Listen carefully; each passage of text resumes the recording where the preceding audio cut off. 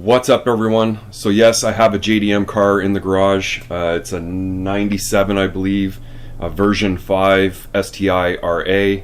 I've known the guy for quite a while. Actually, I introduced myself in a parking lot one day when I saw the car and I was still driving the wagon. We chatted a little bit, and over the years I keep on seeing him. I eventually moved onto the street that he was living on, so he lives down the street from me, and you may have seen this car in auto vlogs as I drive past his house. The car is leaking oil. The valve covers appear to be leaking heavily enough that they're dripping down onto the exhaust, and he's getting a really bad stink of oil inside the car. When the car's sitting idling, you can see smoke pretty much coming up out of the vent in the side of the hood. So I have new gaskets, spark plug tube seals, and the little grommets to go onto the bolts. We weren't sure about part numbers, and I'm still not 100% confident that I do have the right parts to fix the car, but I literally just have to start taking apart one side and make sure the gasket fits.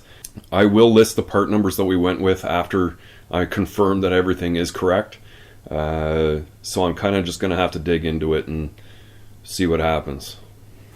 But yeah, this is a EJ20K, so it is dual overhead cam, and I will have to basically start pulling the stuff out of the sides here to do the valve cover gaskets, much like a WRX or an STI would actually be.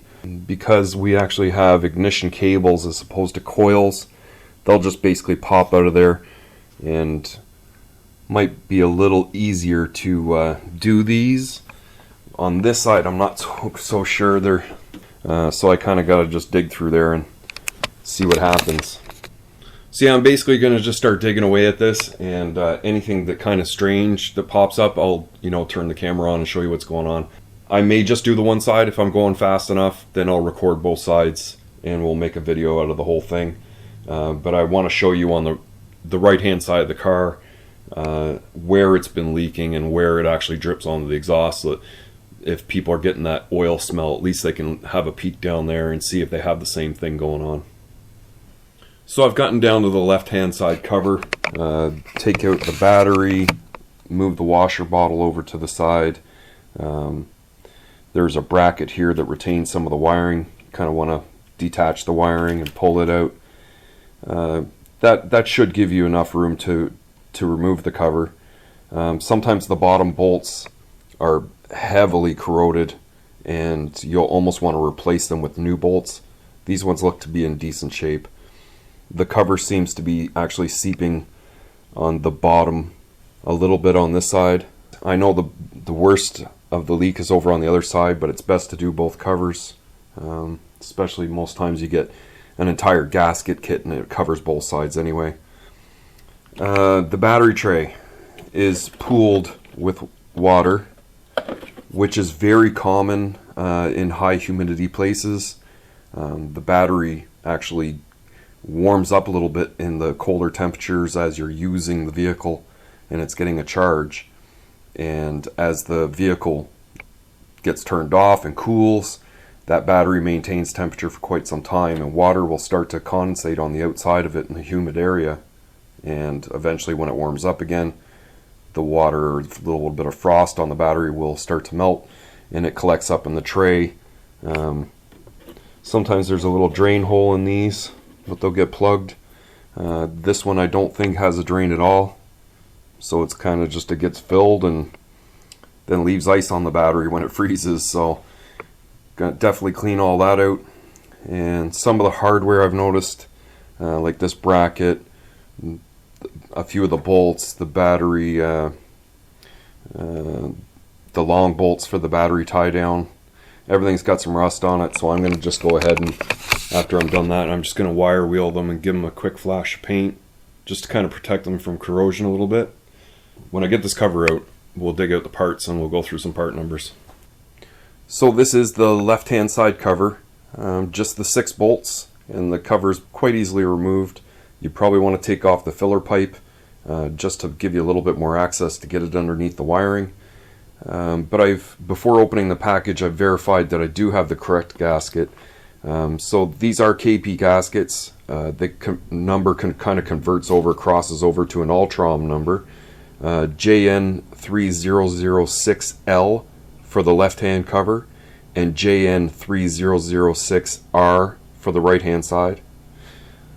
You'll also need 4 of these spark plug tube seals, LB3005. These are sold in a pack of 2 with this part number, so you'll need 2 packages, 2 for each side. These are the grommets, Ultram number PA3004. These are sold in packs of 5, so you will need 3 packages because there's 12 grommets on this cover. I believe they're sold in packs of 5 because the single overhead cam cylinder head covers or valve covers use 5 bolts instead of 6, at least on the newer style. EJ251, 222s, 253. So you'll need 3 packages. You'll have some extras. Not a big deal. They're not very expensive. So I'm just going to do a quick cleanup to the cover. There's a little bit of soot buildup.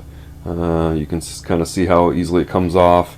So I just kind of give things a quick little wipe down and then get ready to replace the gasket. We do need to actually get some sealant down in behind the cam cover caps on the front here. So at this joint, and probably on the ends as well. You can see some of the old stuff still there. I like to use this Ultra RTV Gray. It does everything I ever needed to do. It bonds just about anything, and it never leaks. So I've got to get the just the top of the cylinder head cleaned up in those areas so that that becomes nice and tacky. I'll put it on first and then get ready to seat the cover back on. So the grommets on the bolts are extremely easy to change out. Some of them like to stick on, but you just give them a little pry and they fall off. Just make sure you have the rubber side to the cover and the metal side to the head of the bolt. If you have it the wrong way, it's going to leak heavily. As well as these half moons, a lot of people think that they would get these in a kit. These are actually reusable. They're hardened like Bakelite type plastic. So you just want to kind of clean out the channel as best you can. There's actually a little groove in there you can clean out really well. And then you'll take that RTV and basically lay a nice channel of it around that before putting it back into the cylinder head. And then on the ends of it, after it's back in place, you'll want to put a dab on each end, and that will seal it up nicely. These were heavily rusted. This piece was almost covered in rust, and the ends of these were quite rusty. So putting them on the bench grinder or the wire wheel, getting all the rust off, and a quick flash of paint, just 10-15 minutes worth of work can last years. So now I'm ready to kind of put this side together, and we'll work on to the other side. So this side's all back together.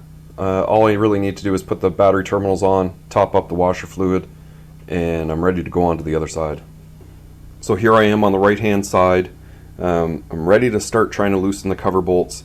All I really did do is take out the turbo inlet, move some of the other wiring out of the way. Now I may actually have to take this bottle out of the way. I believe this is for the intercooler spray. It's quite a large bottle. I didn't expect it to be that large, and I know in other models, like the newer models, it's in the trunk, so I assume that's what it is. It can't really be anything else, but to get the bottom bolt, it's quite tight in there, so I'm going to try and leave that in there, loosen the cover bolts, and just see if I can get it out without having to take that bottle out. Everything else, I mean, it's going to be a little bit tighter than the other side, but it looks manageable. So if you look just down on that corner, you can kind of see that shiny spot on the exhaust. That's basically where it's been really heavily leaking. The smoke's kind of been coming up through this way. So doing this job should take care of his oil leak. Everything else looks very dry. Okay, so I'm completely back together. Couple things I want to note on this side is the power steering lines are attached. There's two 10mm bolts at the top here, and you're going to have to let those go to let the cover maneuver out of there. As well as down on the frame rail, back here is actually the first 13 millimeter bolt I ever think I pulled out of a Subaru, but it holds the evaporative line going along the just the body of the car right there, and you'll want to undo that, and you'll just be able to kind of move it over here, and then that'll give you that much more room to get the cover out. I made a little change here. The factory IAT goes in this little scoop here, which was supposed to charge an air box that originally sat there.